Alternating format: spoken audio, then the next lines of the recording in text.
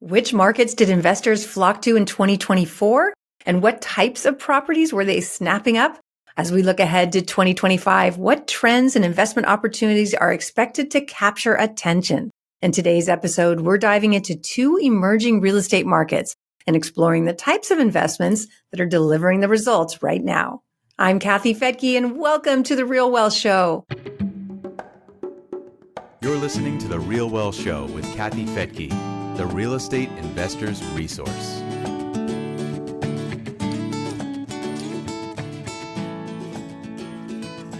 Today, we're joined by Leah Collich, our Director of Real Estate at RealWealth. Leah connects with hundreds of investors every month, and today she'll be sharing the hottest markets she spotted in 2024, along with the types of properties that were in high demand from our investors. Make sure to stick around until the very end of the show because we're going to have Leah make some predictions about the market. Leah, welcome back to the RealWealth Show. Hello again. Well, let's just start with letting our audience know who you are and what you do at RealWealth in case they don't know already. Yeah, so I oversee the referral brokerage at RealWealth. I sit at the very important juncture at RealWealth of investor relations and our property team relations. So all the relationships that we curate in the markets that we recommend investors invest in. I get to kind of monitor, of course, their product, the inventory they have, the property management, how that's going with investors. And then I kind of interface between the two, right? I came on as to RealWealth, as you recall, as a member years ago. And so today in this role, I still place a lot of value in like staying rooted and being an investor first. And so I still talk to a lot of investors, doing strategy sessions and calls so I can hear directly from them what they're interested in, where they're investing, what their pain points are in the investments that they've had. So that's what I do. You sit in such an important seat at RealWealth, one that I used to sit in many years ago, and you are speaking with our members, you are speaking with our property teams, you're getting the sort of the inside scoop of what's going on out there and which properties are performing, which ones aren't as well. So Rich and I were literally just saying, we want to buy another property. We're going to talk to Leah and see what she thinks because we're a bit more removed from it all these days. And you are just right in there. Yeah. So that is really the question that most real estate investors have is like, where should I invest today? Right. And it is. And there's no one size fits all approach too. That's why we're so passionate about education and kind of these exploratory conversations, because there are, guiding principles for every investor that will always lead to multiple paths. Right. But coincidentally, I'm in the middle of doing kind of our year-end review and really looking at, okay, what did RealWealth investors buy this year? They were buying a lot, hundreds of investment properties acquired in this last year through RealWealth teams, close to $100 million of assets acquired. So like investors are busy. And I've been looking at like, what did they buy? What are the trends? What type of product are they buying? And there's some clear fan favorites out there. Which are what are investors flocking to these days, or at least this year?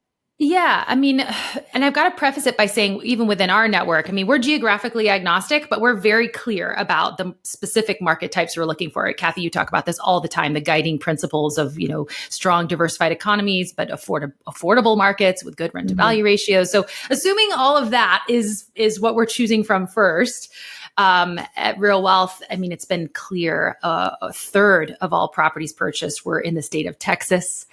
A third were in the state of Florida. Everything else was kind of a smattering around the different markets that we're in, but Texas and Florida were the clear front runners across all the markets. Which is so not surprising because those are the two states that are getting the highest demographic shifts and the demographic growth. And we just came out on Real Estate News for Investors on Florida having the highest number of businesses moving there. So right. It's just like our investors are following the demographics and the jobs, which is what we teach. Right. And these are still relatively affordable states. I was listening to something just recently about, the Texas Triangle. It's this triangle that encompasses Dallas, San Antonio, and Houston, and all of the cities in the middle. It's referred to as like a megalopolis. It's just a mega, cluster of some of the biggest cities. And, two of our markets are in that Texas triangle, the Dallas team that we work with, and then the San Antonio team. So these are just massive economies. There's massive job growth in these areas, and there's lots of people moving to those markets. And then, of course, our team is buying very specific inventory in those markets that's kind of optimized, really affordable. Still our median home price in these markets was $240,000. So we're still in a very affordable price point there. It's shocking to me because when Rich and I first started investing in 2005 in Texas, we were paying about between $125 and $150 for a brand new, really nice home. But right. I mean, that's 20 years ago. Right. So it's shocking. I mean, obviously those markets where Rich and I bought, they are not at that price point you just said. Those properties are worth $400,000 or $500,000, maybe $600,000 today.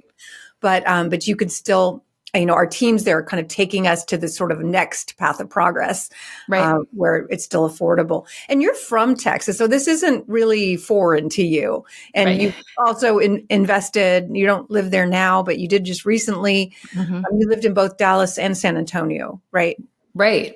So I've experienced some of the growth that's taking place there firsthand, and kind of seeing. I think some out-of-state investors get really fearful of being on some of the outer perimeters of these core metros. For some reason, we're all thinking it's like people hear about living in Los Angeles.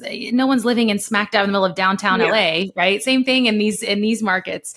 And so I think investors are always a little timid at where we're not investing in those core prime areas, like you said, that would cost well over $600,000. We're investing in that outer path of progress.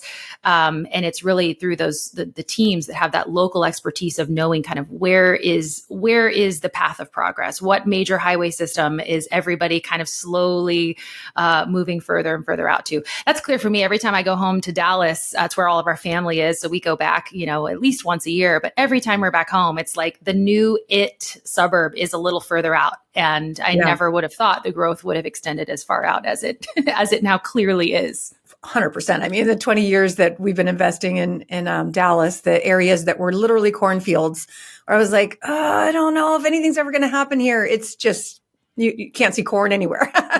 Building roads. It's crazy. But it's like you just left San Antonio. You're in Washington now. But you were finding some adorable pockets in San Antonio. Like it's gotten kind of hip, right? It wasn't ever that way before. But we just did our company retreat in San Antonio. We have a build to rent community just outside of San Antonio. One of my favorite projects is really close to where you lived in San Antonio. Do you even know if there's any more properties left? Because to me, that is the buy in what is that town called? Bernie. Yep. It's the far north San Antonio suburb. But that development that we went and saw sold out after our tour. Darn it. I wanted one. You should have jumped on that one. And that was a really prime location. It's not every day that our teams have these A-class, kind of high-end, the prime school district type properties. That's what a lot of people are looking for, but they don't always make the most sense mathematically. But this particular development that the San Antonio team had there worked. And so we had a lot of people jump on those. But, one of the most compelling things, I think, and one of the reasons why Texas and Florida were so compelling for our investors is everyone is having to kind of overcome the high interest rates, right? It's the obvious and the high price points. Those two combined just make the numbers difficult to work with. But both of these, or I should say all of the teams that we work with in those states are offering pretty incredible concessions on their new construction property. And so it makes the numbers work. Whereas if we went in at today's market, interest rates and we were buying product on the MLS, like it would be very difficult to make that holding math work for the buy and hold investor. Well, that's really the headline, right? At least in the real estate investor community is how do I find cash flow? Is it even possible? Right. And it is absolutely harder with home prices so high and mortgage rates so high. But let's talk about some of those concessions. How are our teams, our partners able to make this work for Real Wealth members? Yeah, well, several of the builders are still doing that builder forward commitment loan that has been so popular, buying down rates into the threes. That San Antonio development you talked about, he was buying the rates down to 3. He was buying them down to 3.75, which Oh, is geez. unreal. Yeah. But the flip side to that I always mention to investors is that you got to think about the exit strategy when you buy a property and the numbers only work because the interest rate is that low. Mhm. Because not that we're buying these to turn around and sell them right away, but eventually to realize our gain, we will do probably something with that property. And Yeah. if the numbers only worked with that 3.75%, as an investor, you need to be thinking, okay, I'm committed to this for a little while because if I wanted to change my mind in a year or two, interest rates are most definitely not, I would say, it's safe to say, going to be 3.75%. So you're going to be putting this on the market. Now a retail buyer has a different set of, criteria in what they'll purchase and what they'll afford. But if you're planning on selling to another investor and you can't buy down the interest rate, you can't afford to buy down the interest rate to that amount, you're stuck with that property for a little while. So something you've got to, be mindful of when you're jumping on these concessions. They're great, but they do kind of commit us a little bit more to a longer term strategy. But that's the whole point, is we're buying in the path of progress. You should be holding. Right. Buy and hold is called buy and hold for a reason. It's not flipping. Right. So it's really important. I mean, that's our whole thing at Real Wealth, is you need to be looking at a property that's going to perform for you 5, 10, maybe 15, even 20 years in the future. Listen, we started investing in Dallas 20 years ago. It went by in a snap. I hate to tell you people, but 20 years will go by. And if you bought a property that is in good shape, in this case, these are brand new, it's going to do pretty well in 20 years versus, some people going, I just want that cash flow now, but they're buying an older property that may not perform as well if you're planning on holding it for the long term. So again, knowing your strategy is so, so important. Right. So the other market that was kind of a standout when I was doing my review was Cleveland, Ohio. We've been investing in Cleveland also for probably close to 20 years. It's been very popular for our more cash flow conscious investors. I kind of think there's two this is oversimplification, obviously, but there's kind of two general investor mindsets at Real Wealth. One is kind of focused a little more on that delayed gratification. I want the long-term growth and that appreciation and rent growth over time. And then there's this other investor mentality that's, hey, I don't have the capital to go and buy these more expensive new construction homes. And I need the cash flow sooner than later. I can't delay all the gratification. And so Cleveland has long been a market that kind of meets the need of that investor who's focused a little bit more on the cash flow returns today. Yeah. And if you are at all concerned about climate change, it's one of the areas that's supposed to be least affected by climate change. So I don't know if that's true, as they've just gone through, what was it, the massive snows lately? But that's something to keep in mind. We've been fans of Cleveland for a long time. Again, you've got to have an expert in Cleveland to make sure you're in the right neighborhoods. There's some neighborhoods that make it really hard to cash flow because the regulations are so intense. So having the local team. And what do you have to say about our local team? I love them. Yeah, they're excellent. And here's what's really interesting about the most popular product they've been offering. I mean, our strategy is kind of focused on, we want to be as passive as possible. We want to buy turnkey. We don't want to have to come in with a bunch of capital post-purchase and improve a property. And this team we started working with because they did excellent turnkey investments. They just did really solid rent rehabs. But as the cost of renovation and the cost of, supplies and labor has gone up, turnkey providers have had a harder time justifying their efforts, right? Yeah. It doesn't make sense for them to turn around and flip a property to an investor for a really small margin, right? And so this particular team approached us with the idea of being able to offer what we call rental resales. So these are opportunities that are maybe owned by another investor who is wanting to, 1031 exchange and take some of that realized equity elsewhere. Or sometimes it's just someone, passing on and their heirs don't want these properties. So they're offering these rental resales. Sometimes it's even deals on the MLS. So they're going and finding deals, looking for the turnkey deal and going, there's not enough juice there for us to, justify taking it down, holding it, and then reselling it. But hey, for the right investor who is willing to take on a little more risk, they can help them connect with those opportunities. So that's actually it's a very unique product type. And I definitely want to have a discussion about the trade-off that you have there when you buy a product like that, because it absolutely is a trade-off. But that's how investors, I think, have been able to, cash flow focused investors have been able to get in at that lower price point and maybe have a little more meat on the bone in this market. Well, let's talk about that. Like if you were being an investment counselor for, let's say, somebody from the tech industry, making a good salary, busy, likes their job, not planning to quit anytime soon, working long hours, which one would you put them in, the Ohio or the brand new Texas one? A brand new Texas one, hands down. I mean, if you're a busy professional and you make lots of money, you make more than you spend every month, you have plenty of margin, go with a more growth focused market, go with a higher price point. Maybe you reduce leverage a little bit if the cash flow is a little bit like just feels a little risky to you. If it's close to break even, or if it's just a couple $100 and you want more wiggle room, put a little more money down, but go with the easier product. Yeah. Yeah. And then, so for the Cleveland property, who's that? Who's the right person for that? Honestly, it's oftentimes a lot of people who don't have the budget for the growth market. So, those $250,000 to, $450,000 price points, just a little beyond their reach.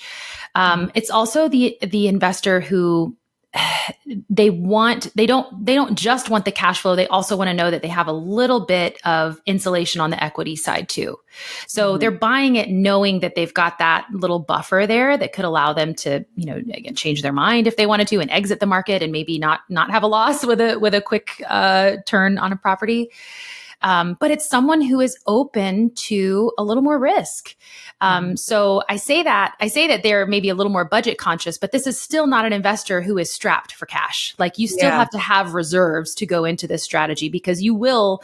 And in fact, I had a couple calls with investors who bought this product type earlier in the year, and the property was performing really well for them, immediately after closing. But then they had their first tenant turn where that first tenant moved out, and some of them had forgotten that the deal they bought came cash flowing from day one, came without, very little capital, but now they needed to get it up to a standard that was a little more acceptable. And it required cash, and they didn't like the, $8,000 turn, scope of work that they got. So, and that's what I mean about Cleveland. Cleveland has pretty strict rules, tenant friendly rules in that sense. Is you can't be a slumlord there. Like they want to make sure that the properties are safe for tenants. So we ran into that too. We had to replace a lot of things on a turnover, and it's like, that was expensive.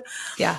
Okay, so if somebody came to you and let's say they bought a property 10 years ago, maybe in the San Francisco Bay Area. It's gone up tremendously in value. There's a lot of equity sitting in it. They're really not cash flowing if they take into account all that equity.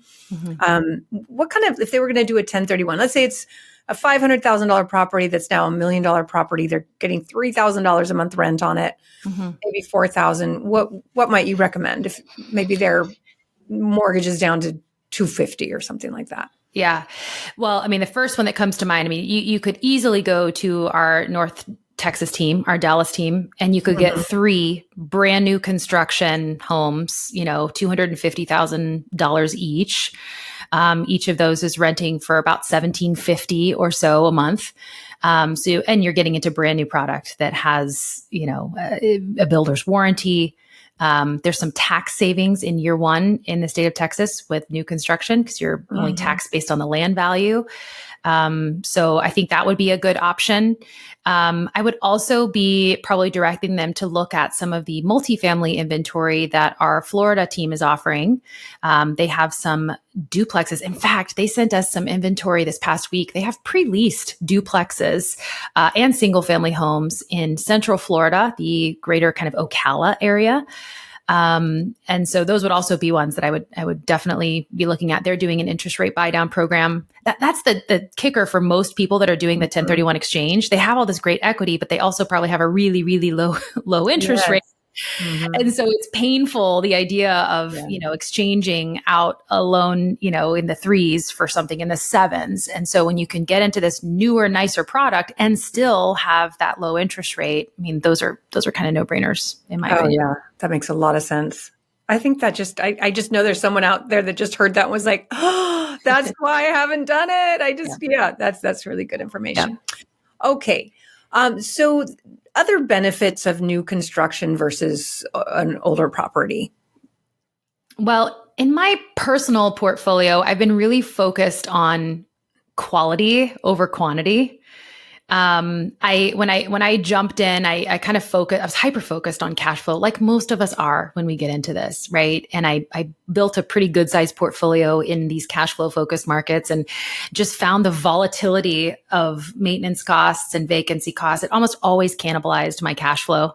And so over time, I really started going, okay, like I want to be in a market where there's a little more upside potential, but also I want to be in a product that helps smooth out some of those variable costs as much as possible. So that new construction product, I mean, it's all brand new, right? You come with manufacturer warranties on all of your big, expensive or high ticket items.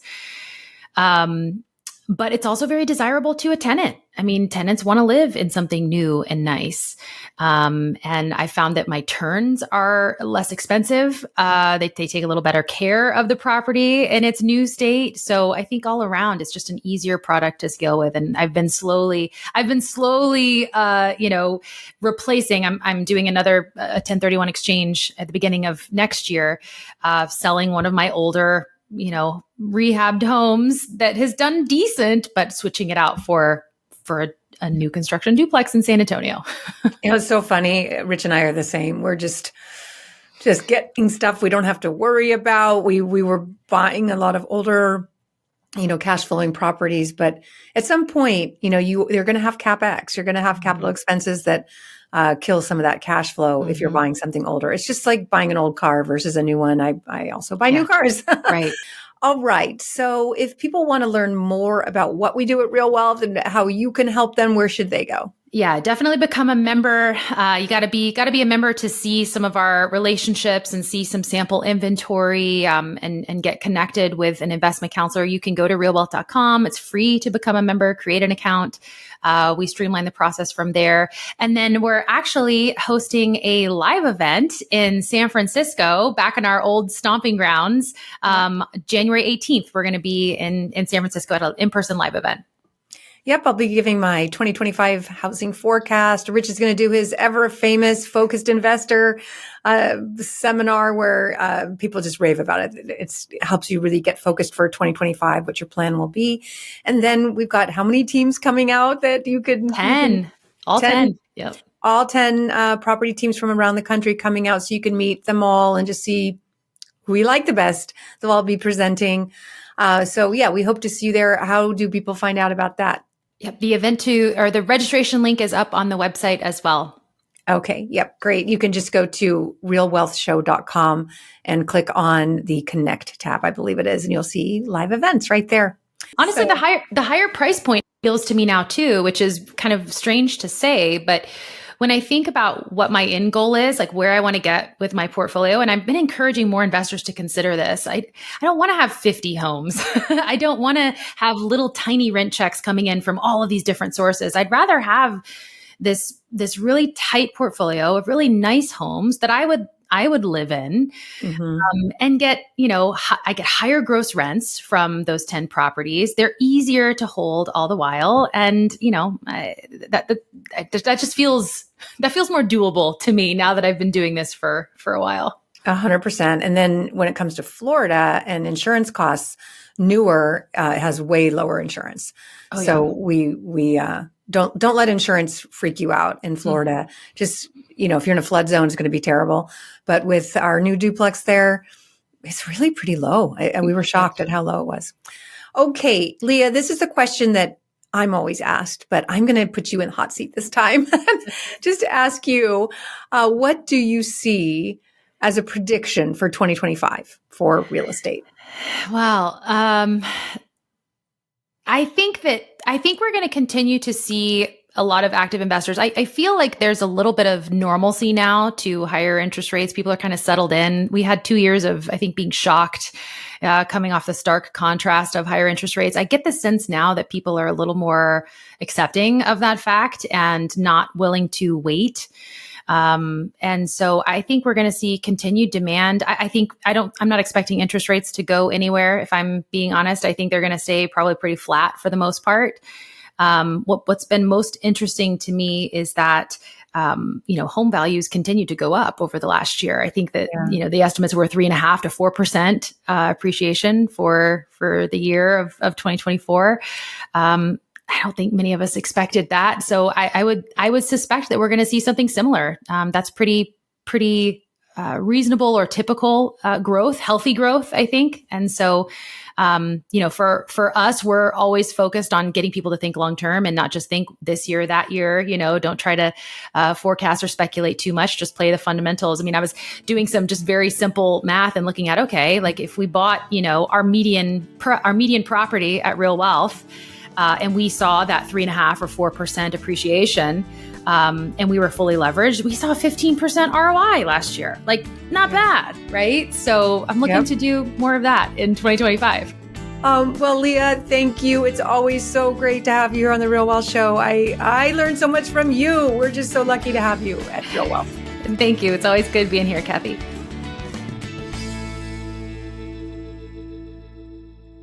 The views and opinions expressed in this podcast are provided for informational purposes only and should not be construed as an offer to buy or sell any securities or to make or consider any investment or course of action. For more information, go to realwealthshow.com.